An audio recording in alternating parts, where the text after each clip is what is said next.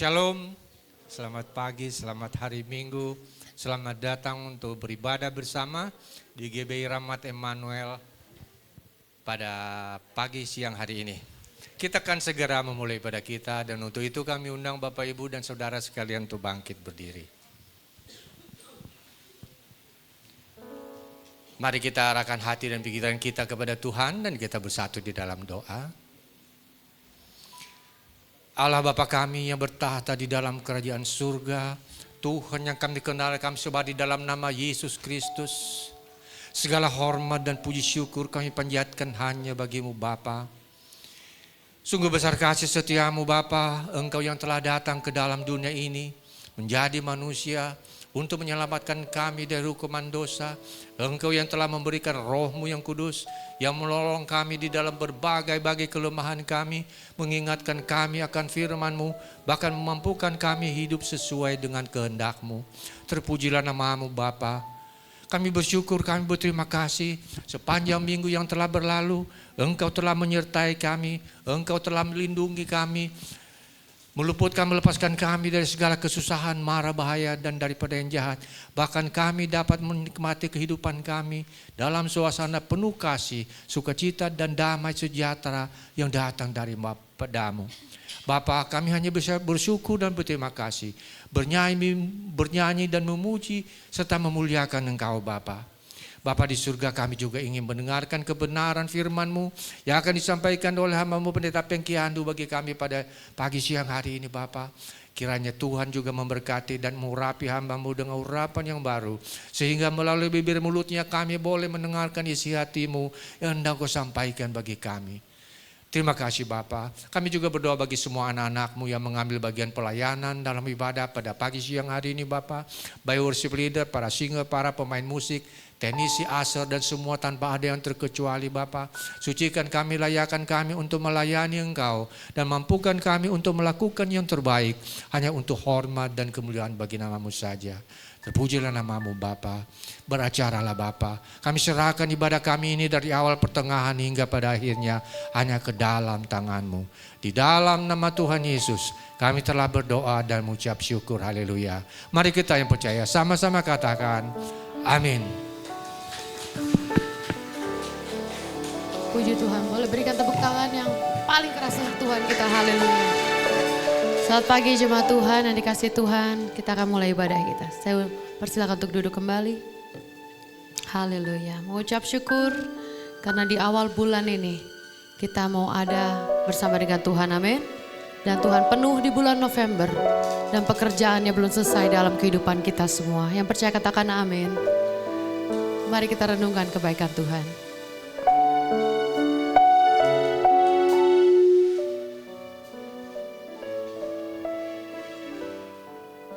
Terima kasih Tuhan.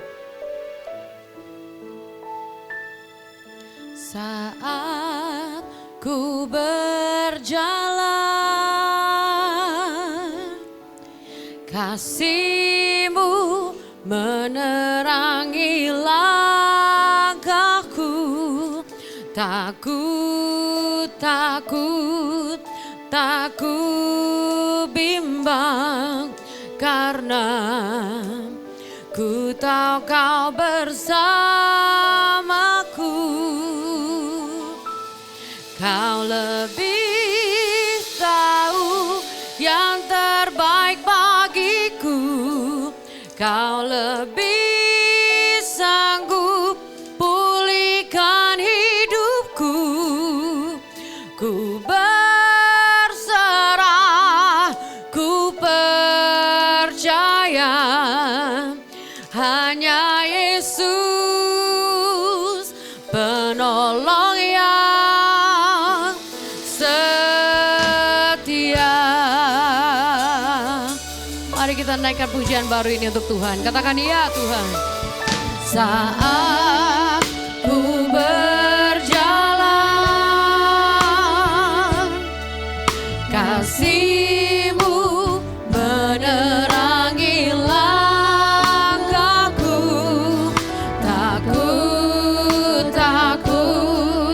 Takut bimbang karena ku tahu saudara. Kau lebih tahu yang terbaik bagiku. Kau lebih sanggup pulihkan hidupku. Ku berserah, ku percaya hanya Yesus penolong yang setia. Katakan kepada Tuhan, Kau lebih tahu Tuhan. Kau lebih tahu yang terbaik bagiku. Kau lebih sanggup pulihkan hidupku. Ku berserah, ku percaya hanya Yesus penolong yang setia. Yang percaya katakan amin. Mari kita naikkan lagi kepada Tuhan. Katakan iya Tuhan. Saat ku berjalan, mari angkat suara saudara. Katakan Tuhan, kasih-Mu menerangi langkahku. Takut, takut, takut bimbang, karena ku tahu Kau bersamaku. Lebih keras jemaat Tuhan, katakan Kau lebih yang terbaik. Pandang Tuhan hari ini, Kau lebih.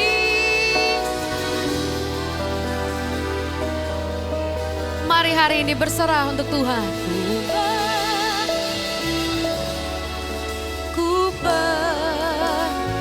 Awal bulan ini Tuhan, karena Yesus penolong yang Saya udah jemaat Tuhan, mari kita bangkit berdiri. Katakan kepada Tuhan, Kau lebih tahu yang terbaik bagiku. Kau lebih sanggup pulihkan hidupku. Katakan Tuhan, ku berserah, ku percaya hanya Yesus. Sekali lagi mari angkat hati, katakan Tuhan, Kau lebih tahu. Lebih tahu yang terbaik bagiku. Kau lebih tahu Tuhan, sanggup pulihkan hidupku. Ku berserah, ku percaya hanya Yesus penolong yang setia. Mari tundukkan kepala dan berdoalah secara pribadi di hadapan Tuhan pada siang hari ini saudara. Mari saudara bisa angkat doa saudara untuk hidupmu. Saudara bisa berdoa untuk keluargamu. Hai orang tua, berdoalah untuk anak-anak.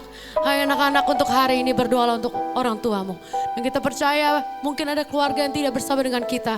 Mari berdoa untuk kehidupan mereka. Mungkin ada kerabat kita, keluarga kita yang sedang sakit. Di dalam masalah saat ini, berdoalah bagi mereka. Apapun yang saudara doakan, apabila saudara imani dan percaya, maka semuanya akan terjadi. Apabila hari ini saudara ada pekerjaan, doakanlah pekerjaan saudara. Yang rindu akan pekerjaan, saudara juga boleh berdoa. Mari mengucap syukur, karena kata Tuhan ada kuasa dalam pengucapan syukur. Bersukacitalah senantiasa, bersyukurlah setiap saat. Karena kita percaya hari ini Tuhan ada di tempat ini. Hari ini Tuhan menjawab doa saudara. Katakan Tuhan, kami mengucap syukur untuk gereja kami Tuhan. Terima kasih Tuhan untuk gereja ini Bapa. Di mana gereja ini ada semua karena Tuhan. Mari berdoa untuk gembala saudara Pastor Paulus Supit dan seluruh pelayan Tuhan yang terus berdoa untuk kehidupan saudara. Mengawali bulan ini Tuhan, kami topang mereka di dalam doa. Kami percaya Tuhan, pelayanan mereka tidak akan pernah sia-sia. Apalagi waktu mereka melayani Engkau Tuhan. Saat ini saudara juga bisa berdoa untuk negara saudara. Saudara bisa berdoa untuk Jakarta. Hari kita percaya ada perlindungan penuh untuk kota kami. Ada perlindungan penuh untuk negara kami Tuhan. Waktu negara kami sembuh, finansial kami pun sembuh. Waktu negara kami pulih Tuhan, perekonomian kami akan pulih. Kami percaya Tuhan, Indonesia ada di tangan-Mu Tuhan. Saat ini Tuhan, dengarkanlah setiap doa anak-anak-Mu. Dan apabila ada keluarga di sini atau orang yang menyakiti saudara, yang meninggalkan saudara, saat ini berdoalah bagi mereka. Dan ampunilah, karena waktu saudara mengampuni, maka saudara pun akan diampuni Tuhan. Haleluya. Bapa di sorga, pertama-tama sekali kami ingin mengatakan terima kasih buat hidup kami selama seminggu di belakang kami. Bahkan sampai saat ini kami dalam kecukupan, dengan kesehatan yang baik, keluarga yang utuh, bahkan iman kami Engkau bina di gereja ini. Terima kasih untuk semuanya, kami gak bisa bilang apa-apa Tuhan, kecuali berterima kasih di mana gereja ini membina kami. Dan saatnya kami siap untuk menerima berkat Tuhan. Dan doa ini kami minta dengan jelas di dalam nama Bapa, Putra dan Roh Kudus, di dalam nama Tuhan Yesus Kristus. Amin. Silakan duduk. Selamat pagi, selamat beribadah, selamat hari Minggu. Ya. Kita harus bersyukur bahwa hari ini kita tetap hidup. Itu yang pertama. Saudara. Nah, satu hari saya bawa mobil saya ke bengkel karena rewel. Pulang dari bengkel, di depan itu ada angkot, saudara. Satu, saya nyebrang di jalan Kaliasin. Tapi karena jurusannya bukan jurusan saya, ya saya diam aja. 20 menit angkot ini nggak ada yang naik, saudara. Terus angkot ini pergi, datang angkot selanjutnya. Dalam 2 menit angkot ini penuh. Saya mikir, kenapa Tuhan pertontonkan angkot ini di depan saya? Pasti punya maksud kan? Sekali lagi saya ulangi, angkot yang pertama sekitar 15, saya nunggu di situ 15 menit, nggak ada satu orang pun. Dia pergi, datang angkot kedua, nggak sampai 2 menit penuh. Apa maknanya? Maknanya begini, tidak selalu orang yang di depan itu lebih banyak rezekinya daripada Anda yang di belakangnya. Amin. Percayalah. Tidak selamanya, tidak selalu orang di depan itu punya rezeki lebih banyak dari kita. Kalau Tuhan memberkati Anda, diberkati kok. Selesai. Ya. 15 tahun yang lalu, GBI Rem punya jemaat seorang pilot. Namanya saya catat di sini adalah Budi Suhardi. Dia ikut di penerbangan Korea sama Singapura Airlines. Satu hari dalam perjalanan saya ke Australia, mendadak ada panggilan. Pak Pengki diminta ke kokpit. Loh, ada apa? Siapa orang ini? Akhirnya saya diantar pramugari, saya masuk ke kokpit. Ternyata Budi Suhardi ada di situ. Jadi saya bisa nonton selama 20 menit di kokpit ya. Tapi dia melepaskan jabatannya sebagai pilot. Sekarang ada di NTT, dilepaskan total, Bu. Istrinya namanya Rosalinda. Karena dia tertarik, terenyuh ya, melihat anak-anak Nusa Tenggara, hatinya tergerak. Dan dia tinggalkan jabatan pilot yang menjanjikan gaji besar. Korea sama Singapura loh, gak main-main. Dan dia bangun yayasan untuk menampung 48 anak Timor Leste yang orang tuanya terbunuh. Dan akhirnya dia mendapatkan hadiah dari CNN dalam bentuk piagam biru. Hebat orang ini, orang Jawa, saudara. Saya masih ingat banget Mas Budi ini. Jadi pelajaran dari Mas Budi ini satu. Siapkah Anda melepaskan kemelekatan Anda? Karena dia tahu, walaupun saya pilot, gaji gede, hari esok bukan jaminan buat saya. Hebat ya. Karena itu sekali lagi, hidup itu gak usah khawatir, hidup itu gak usah takut. Kalau Tuhan menuntun, Dia akan memberi makan Anda berkelimpahan. Amin. Saudara mikir di usia saya gak dihantui ketakutan? Sama, saya manusia biasa. Satu hari waktu nanti tubuh saya gak kuat lagi. Saya mesti apa? Oke, anak-anak saya sukses semua kok. Gak perlu takut.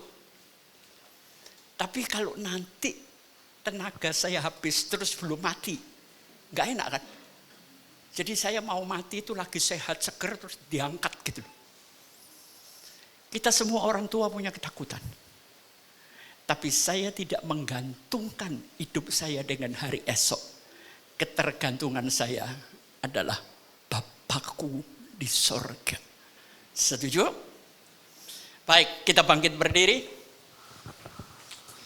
Tolong. Ya. Kita ambil dari pasal 4. Habel juga mempersembahkan korban persembahan dari anak sulung kambing dombanya, yakni lemak-lemaknya. Maka Tuhan mengindahkan Habel dan korban persembahannya itu. Tetapi Kain dan korban persembahannya tidak diindahkannya. Lalu hati Kain menjadi sangat panas dan mukanya muram. Firman Tuhan kepada Kain, mengapa hatimu panas dan mukamu muram? Apakah mukamu tidak akan berseri jika engkau berbuat baik? Tetapi jika engkau tidak berbuat baik, dosa sudah mengintip di depan pintu. Ia sangat menggoda engkau, tapi engkau harus berkuasa atasnya. Ya, firman-Nya, apakah yang telah kau perbuat ini? Darah adikmu itu berteriak kepadaku dari tanah. Maka sekarang terkutuklah engkau, terbuang jauh dari tanah yang mengangangkan mulutnya untuk menerima darah adikmu itu dari tanganmu. Apabila engkau mengusahakan tanah itu, maka tanah itu tidak akan memberikan hasil. Ini intinya ya. Apabila engkau mengusahakan tanah itu, maka tanah itu tidak akan memberikan hasil sepenuhnya lagi kepadamu. Engkau menjadi seorang pelarian dan pengembara di bumi. Lanjut, sudah selesai? Oke, amin. Silakan duduk.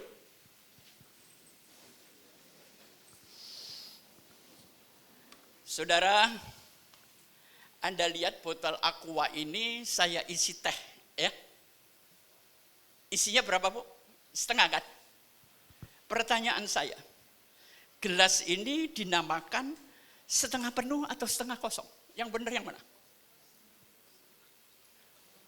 Ayo, setengah penuh atau setengah kosong? Siapa yang memilih setengah penuh? Angkat tangan.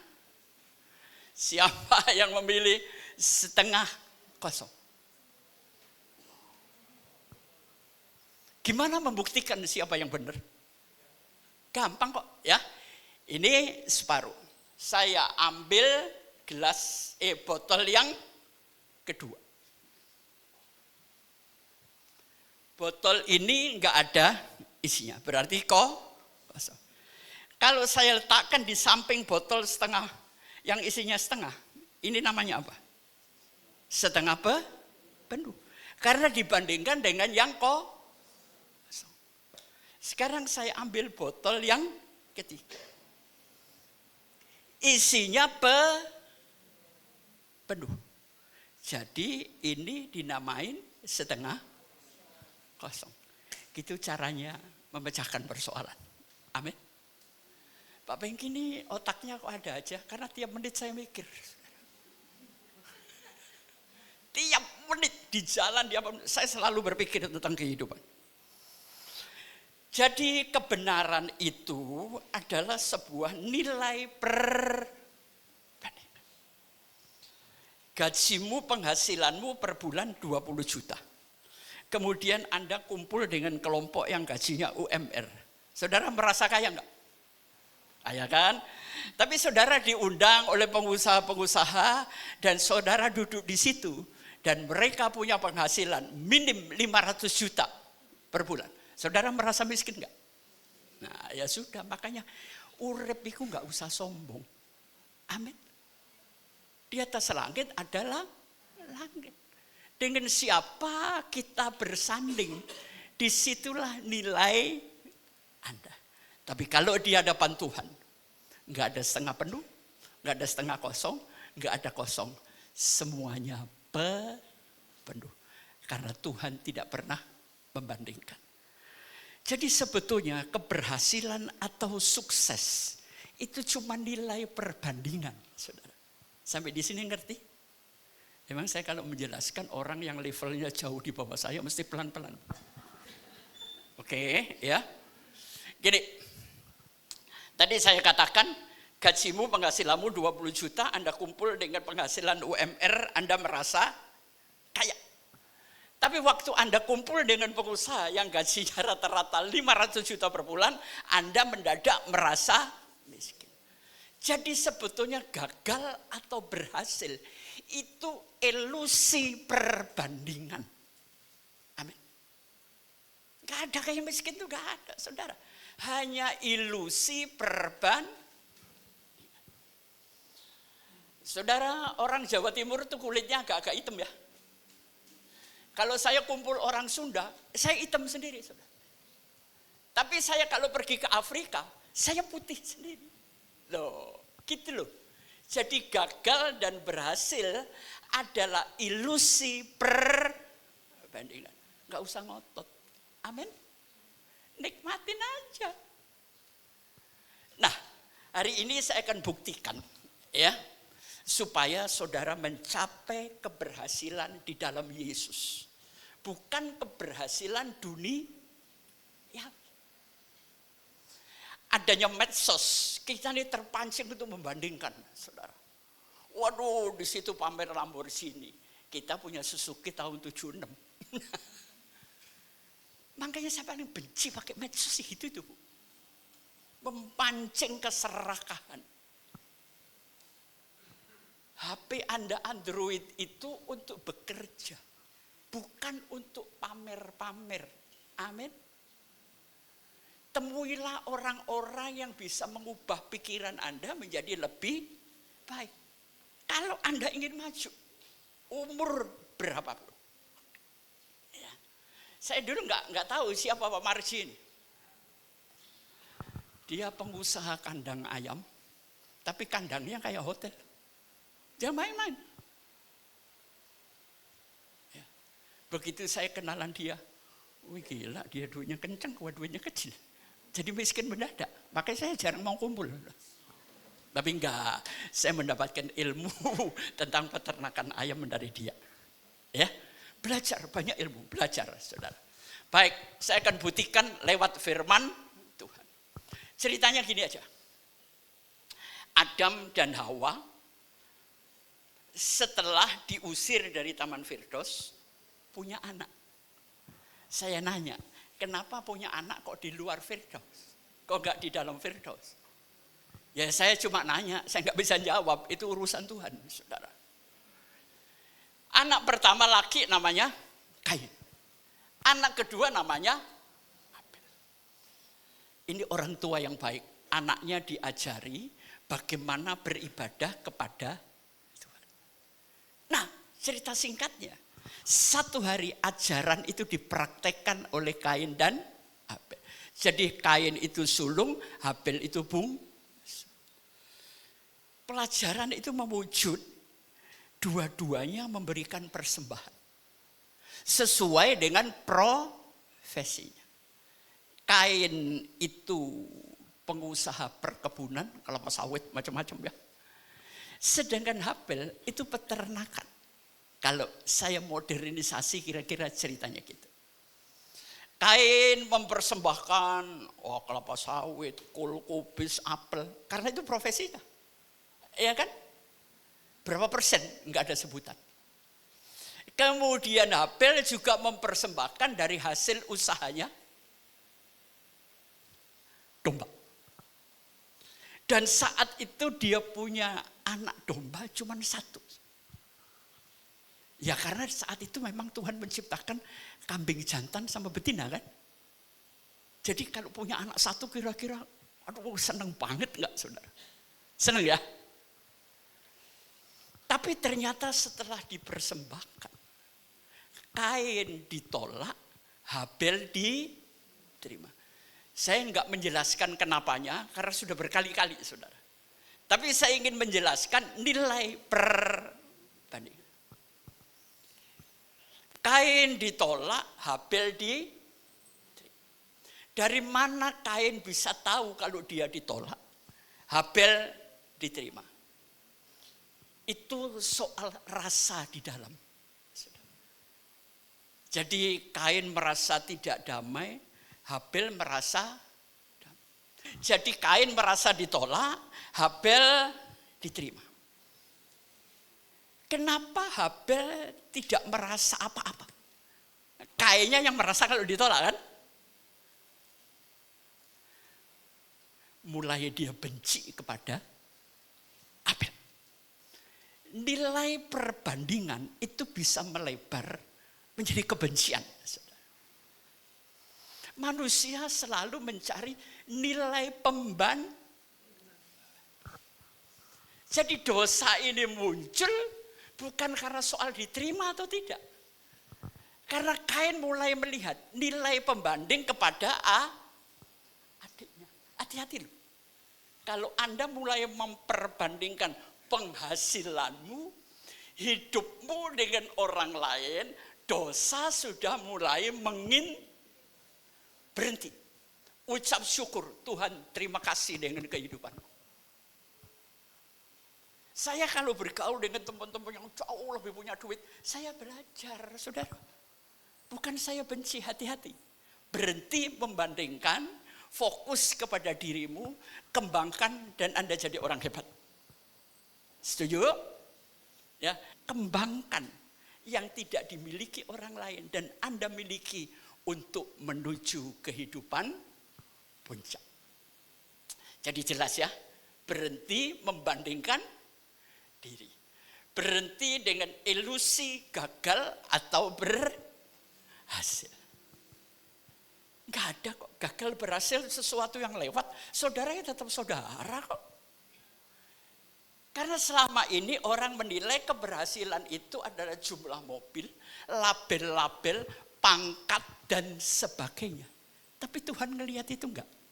Enggak, saudara. Nikmati berapapun penghasilan Anda. Ngucap syukur. Setuju? Nanti enak kok hidup bahagia aja kok susah. Hidup damai aja kok susah. Ya jadi kesusahan itu saudara terbitkan sendiri. Oke, langsung tadi ayat berapa ya? Naikin tolong. Ini. Tetapi Kain dan korban persembahannya tidak diindahkannya. Dari mana dia tahu? Tuhan juga enggak kasih tahu kok. Itu soal rasa dari apa yang Anda lakukan. Saudara nipu orang, dapat duitnya. Malam enak tidur. Enggak kan? Hakim terbaik adalah diriku sendiri. Saudara masih punya hati nurani? Masih ya?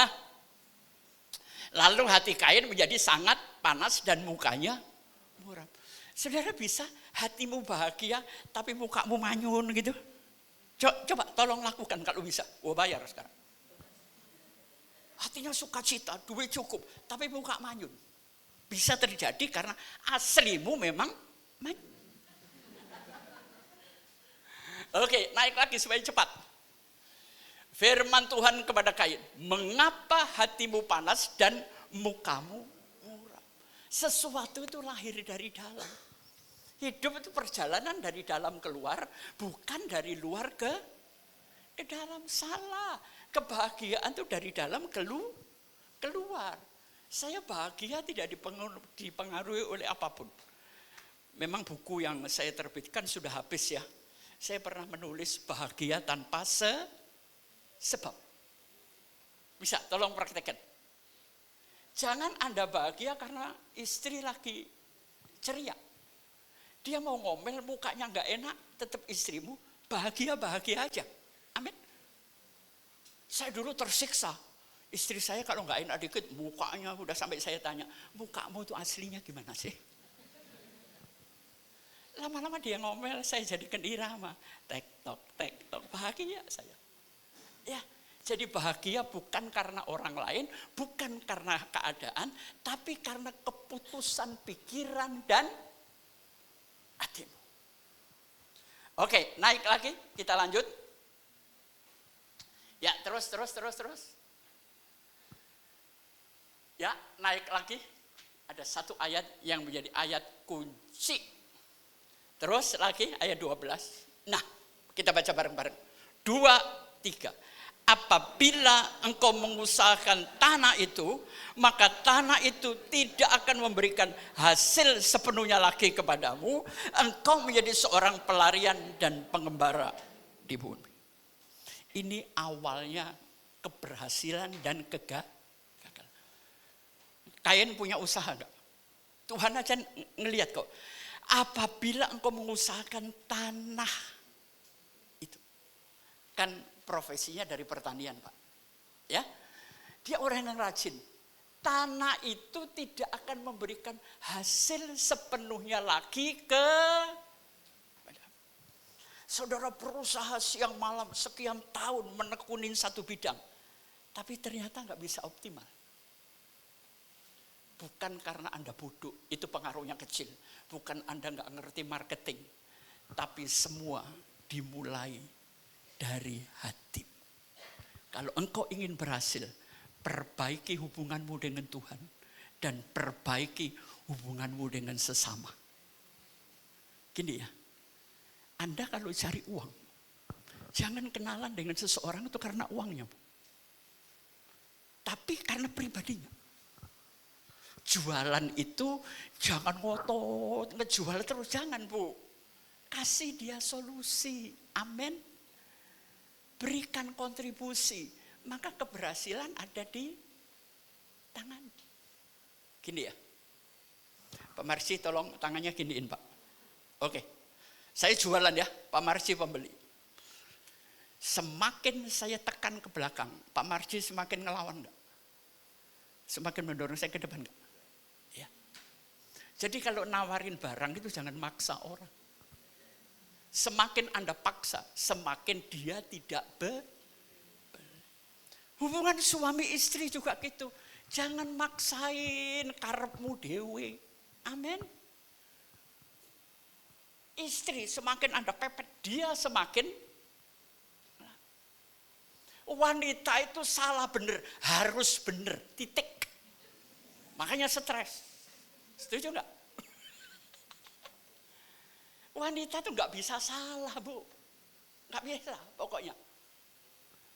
Ngomong salah, diem katanya budek.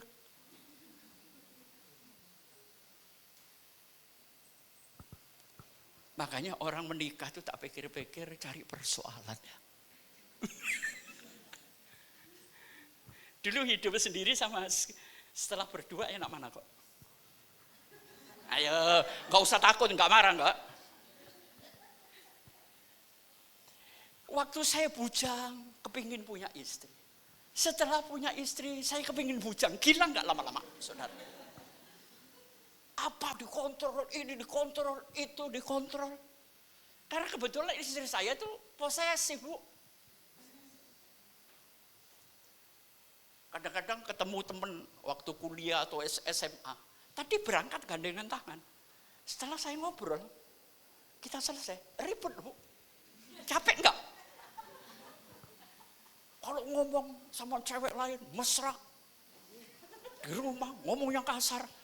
Gue lama-lama gila. Saya sampai marah, ngapain tadi gue lewat jalur ini ya. Bapak-bapak, siapa yang ngalamin kayak saya? Ayo angkat tangan. Saudara pernah enggak lagi ngobrol enak, minum teh, makan biskuit, di tengah jalan, di tengah omongan bisa berkelahi? Sering ngalamin enggak? Ayo, sudahlah podo lanange kok, urip bareng kok. Memang gitulah hidup. Tapi kalau istri enggak ada ya kangen, repot jadinya. Ya. Jadi sekali lagi, menikah bukan untuk mencari orang yang cocok, tapi lewat pernikahan kita belajar untuk menjadi cocok. Saudara ganti istri lah 10 kali, sama. Makanya begitu istri saya nggak ada, gua sumpah, gua nggak akan nikah lagi. Gua nggak mau cari siksaan baru.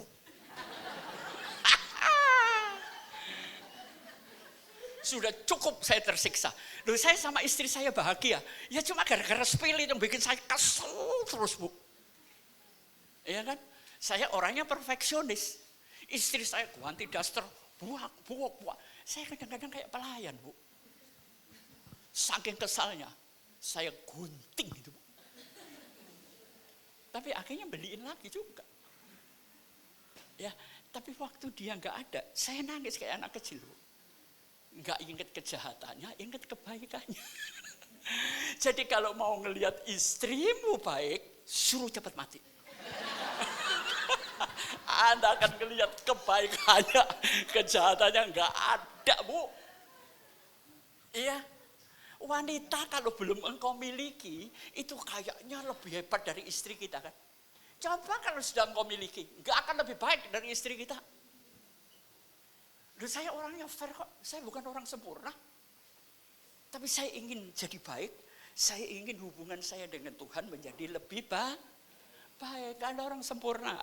Jadi kalau Anda ingin sukses, jangan suka membandingkan. Ya.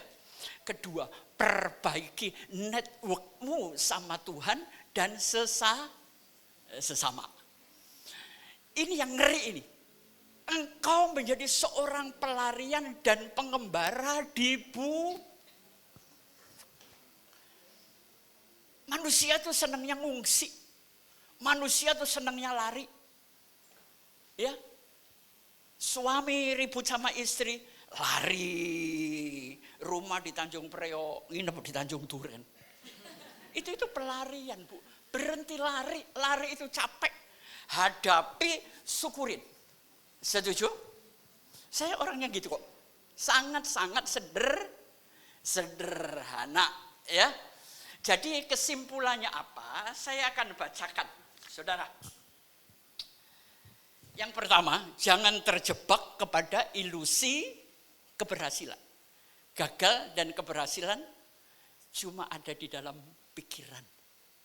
Ya. Kedua, berhenti memperbandingkan.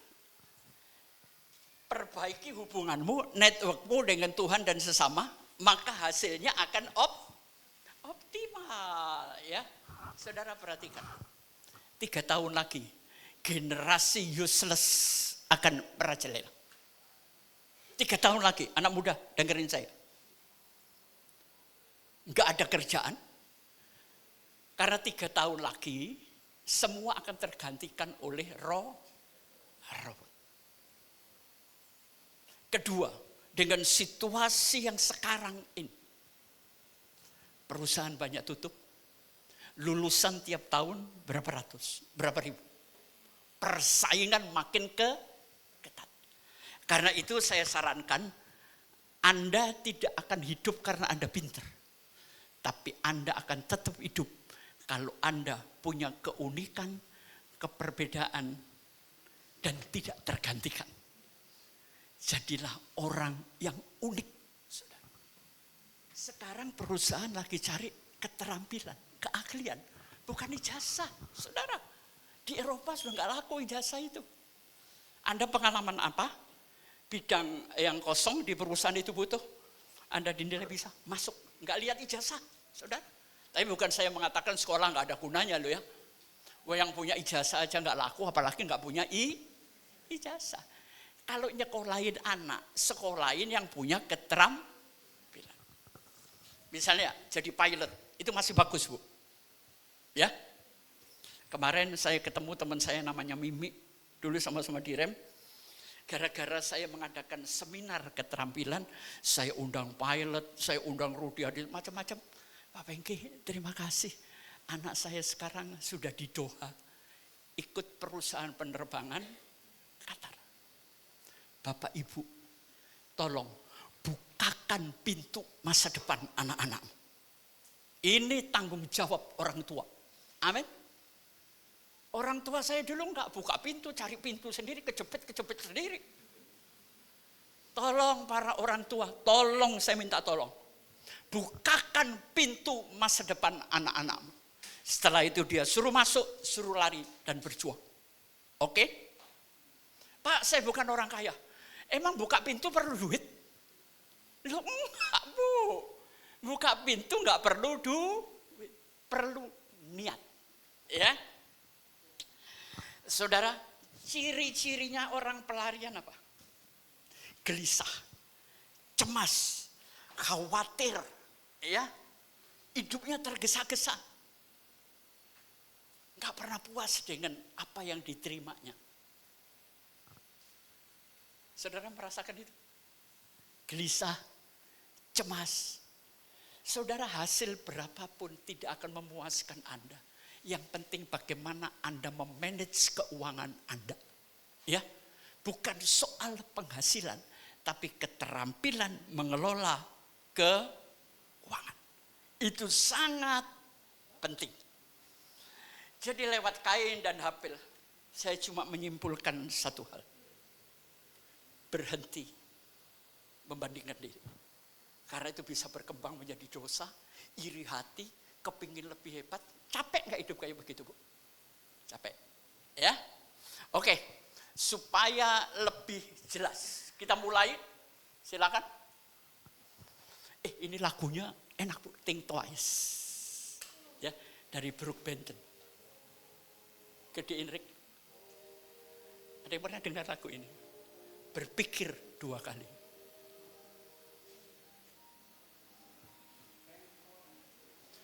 Anak muda pasti tahu istilah ini. FOMO. Fear of missing out. Apa artinya? Manusia sekarang punya ketakutan. Takut tertinggal dan takut ketinggalan. Setuju nggak Bapak Ibu? Wah, saya nggak modern kayak dia. Waduh, sekarang manusia dihantui oleh rasa tertinggal, Bu. Berhenti. Ya.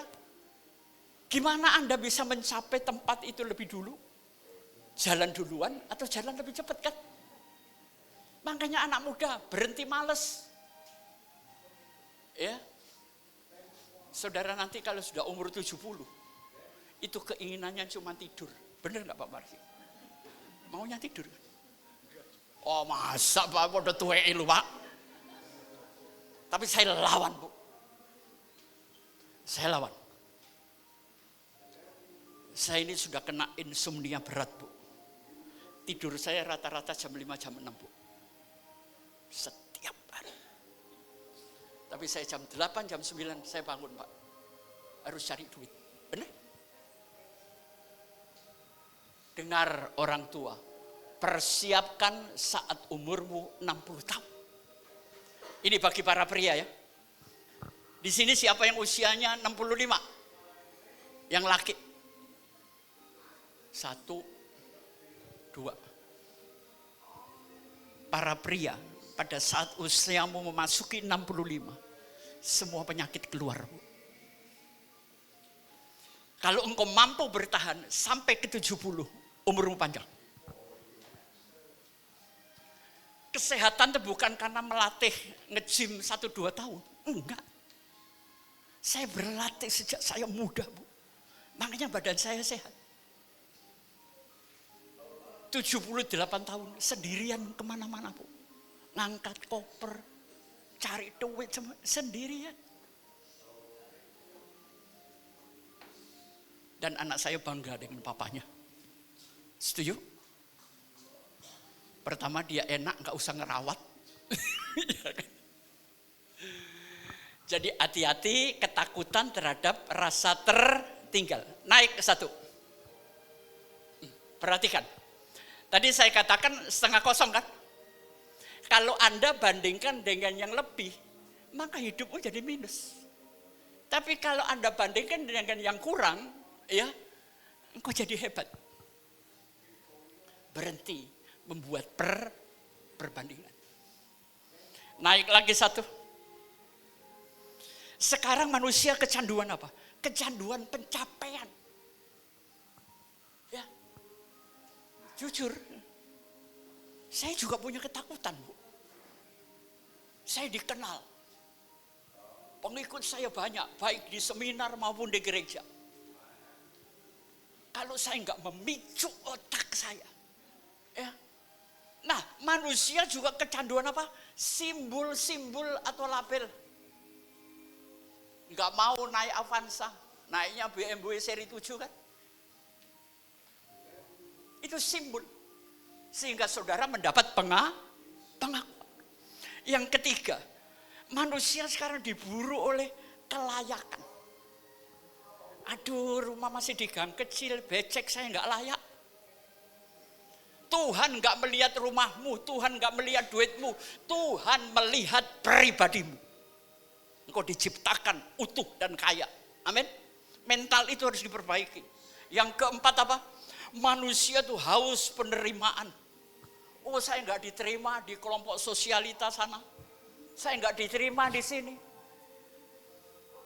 Nggak usah begitu. Seluruh dunia nggak terima Anda, ya berarti Anda salah dong. Tapi Tuhan tetap terima, sudah selesai. Dan manusia yang paling gila sekarang apa? Mencari pengakuan. Semua ingin diakui. Wah gila cakep ya. Wah gila sugih kaya. Wah gila ganteng. Wah gila pinter. Lama-lama kita terus mendaki, jatuh mati, Bu. Butuh pengakuan. Berhenti, saudara capek sendiri mengejar itu semuanya. Ini penyakit manusia modern. Berhenti, saya bilang. Naik lagi. Manusia itu punya dark side, sisi gelap, ya, dan dark state, kondisi Anda punya sisi gelap, hidup di kondisi gelap, nggak kelihatan, mati, saudara dalam kegelapan. Ya, tapi perhatikan, pada saat Anda punya cita-cita, Anda berjuang, Anda mencapai tujuan, engkau akan banyak kehilangan. Kehilangan waktu dengan keluarga, kehilangan kasih dari anak-anak. Bukankah keluarga lebih dari segalanya? Tiap hari cucu saya telepon, opa cepat pulang ya. Saya terenyuh, Bu, itu, Bu. Cepat pulang, opa. Love you, opa. Ya, senang saya dengan begitu. Saudara, pada saat Anda ingin mencapai sukses dan berhasil, engkau melukai orang-orang yang Anda kasih. Sibuk, nggak punya waktu. Ujungnya apa, saudara? Saya ingin jelaskan ini kepada Anda. Saya sudah ngalamin semuanya. Naik lagi. Konsumerisme.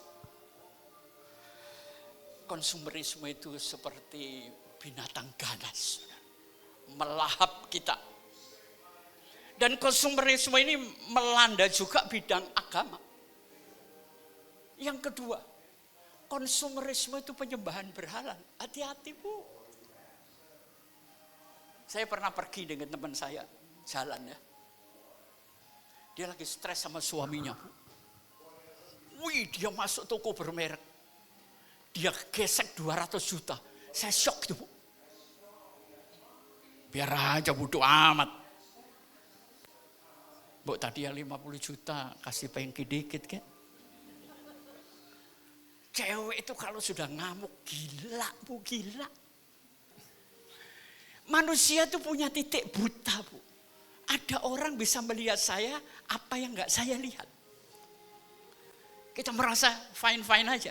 Tapi saya punya banyak kelemahan. Dan orang lain tahu. Nah ini flexing adalah akibat dari 3 itu. Titik buta, penyembahan berhala, konsumerisme. Naik lagi kita selesai. Nah makanya mari di tempat ini kita benerin ya. Belief system kita. Keyakinan kita anggap benar, ternyata salah. Belief yang benar adalah belief in God. Ya, yakin dengan mimpimu, yakin bahwa Anda ini punya hati pemimpin. Yakin dengan perusahaan di mana Anda bekerja dan yakin apa yang bisa Anda produksi, ya. Sekarang bayangin kalau saya jualan sepatu misalnya. Pak, sepatu Bapak ini mereknya kuat enggak? Ini saya pakai kadang-kadang 3 hari mangap. Saya lem lagi seminggu mangap. Kira-kira laku enggak saya jualan sepatu? Enggak bisa, ya. Oke, naik lagi. Ini area kritis, saudara. Pertama apa? Finansial. Kedua, kita kritis dalam hubungan. Kita kritis di dalam menservis orang lain. Kita kritis dengan hubungannya dengan Tuhan. Sekarang kita kritis dengan kesehatan kita. Kita kritis dengan PHK, perusahaan, karier. Dan kita kritis dengan pengetahuan. Krisis maksudnya ya. Krisis dengan pengetahuan.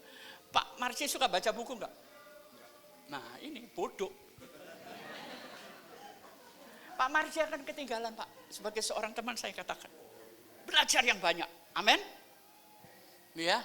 Makin tua itu teman-teman makin kurang. Bener kan? Loh, makin kurang sendirian. Pertanyaan saya. Kenapa orang kalau sudah mulai umur 70 kepingin tidur? Karena sebentar lagi tidur selamanya. Oke?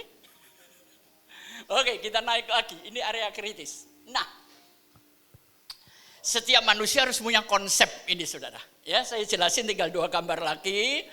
Saudara di usia tua, siapkan dalam usia muda keamanan finansial.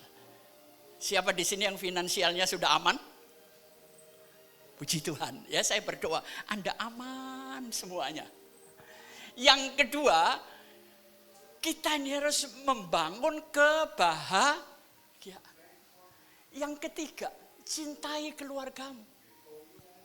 Di usia tuamu nggak ada yang mencintai Anda kecuali keluargamu. Oke? Yang keempat apa? Relationship. Menjaga hubungan, bukan hanya bisnis, saudara. Kemudian apa? Strong friendship.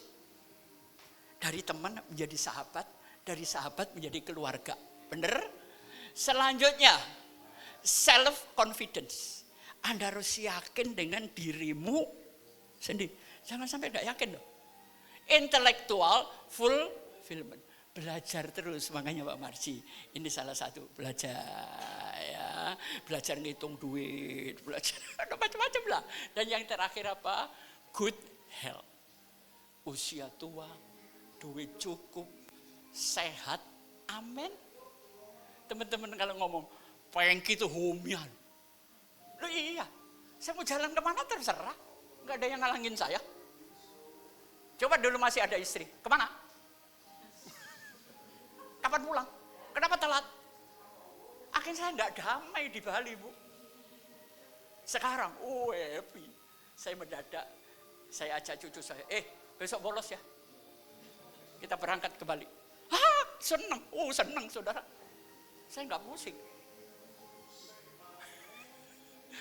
Oke, naik lagi kita selesain.